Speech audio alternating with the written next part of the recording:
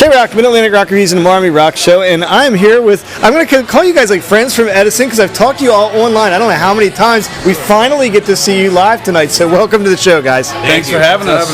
Yeah. So just by way of introduction, if you just give a quick shout out, your name and what you do in the band, and after that we'll talk a little bit about the history of Edisun a little bit. I am Ethan Isaac, singer of Edisun. Todd Budick, the drummer. Joel Kelly, guitarist. So we've had you on the show before, but one of the things I want to start with your history is something that I've always been really impressed. You guys got a real big history working with the military, and it's something well worth highlighting every time we talk to you. So can you let people know a little bit about that background and how that started with the military? Yeah, we started in 2005. The first tour this band ever did was in Kuwait and Iraq, and we were out there for a month.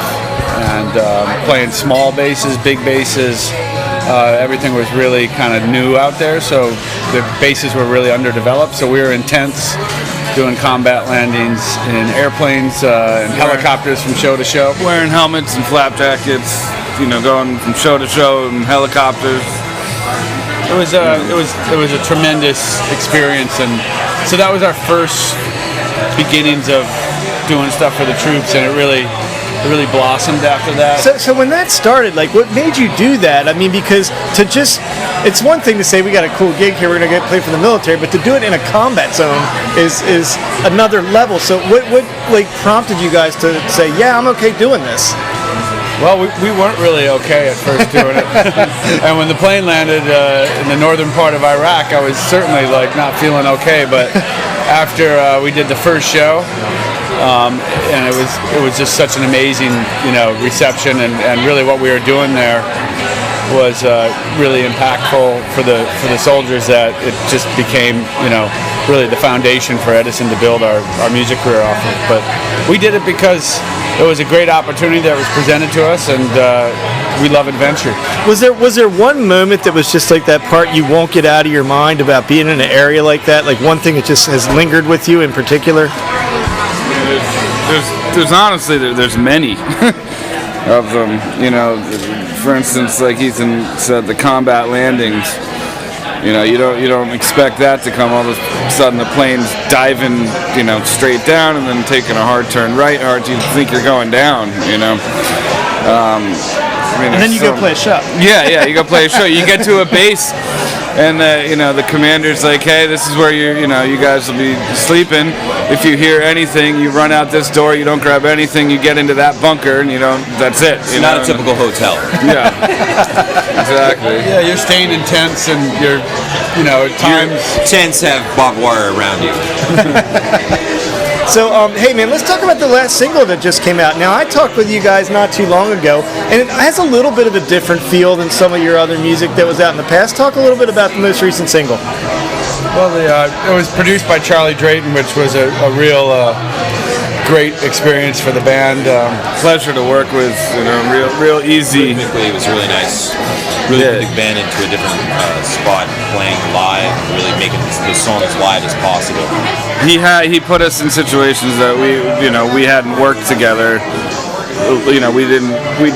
In situations where we hadn't worked like that together, and it really opened up a lot of opportunity for us, to recording, playing together. It was really cool, The record's out right now. It's called Collision. Just came out. And it's a full-length record, and it took us a few years to get our second record out, but we're really proud of it. The songs on there, it's a solid record for us. And so talk about Kill Me With Your Kiss a little bit, because that's the one I was thinking of. It had a little bit of a different vibe, I think, than some of your music. Yeah, that was that's another really special track for all of us on the record. It definitely has a different we kind of graduated to a different style of songwriting on this record, and Ron St. Germain was the guy that mixed that record, and he's made some of my favorite records like Muse and Tool and U2 and great bands he's worked with. So some of those influences are in there, but really for us, I feel like it's one of the most original songs on the record, and that's just that song really just sounds like what Edisun is right now. So let's talk a little bit about tonight's show. We're here in Philadelphia. You're with our good friends in Revolve. We featured them on the show many times, as well as you guys. Talk a little bit about tonight's show. It looks like, are you getting ready to do some more aggressive touring, or are you just going to be like continuing to write and work on music for a little while? No, we're ramping up for. We're going to be heading out west. Our Pins and Needles is on the radio now. We got a great response with stations all over the country. So now we got to get on the bus and start going. So tell folks, I've asked you about it before, but in case they missed it, you got a little bit of a different bus than some bands might have. Talk a little bit about your bus. Sweet Virginia. Virginia is an old 77 Detroit diesel, old Greyhound bus, which is completely converted. You know, we all did it with our bare hands. Yeah, we did it. Yeah, with we could sleep. Yeah, we went through and like built the bunks, and we could sleep 12 comfortably in it. Believe it or not. So it's not a retrofitted van. So even though it's a 70s van, what are some of the cool features you're proud of in the van since you guys did it? Well, it's not a van; it's a bus. A bus, It yeah, is a tour Greyhound, bus. exactly. It's a bus. An 35 actual foot. bus, yeah. You know, it goes down the road. It sucks gas, but it's The it's bus very eats comfortable. before you do. You know. Yeah.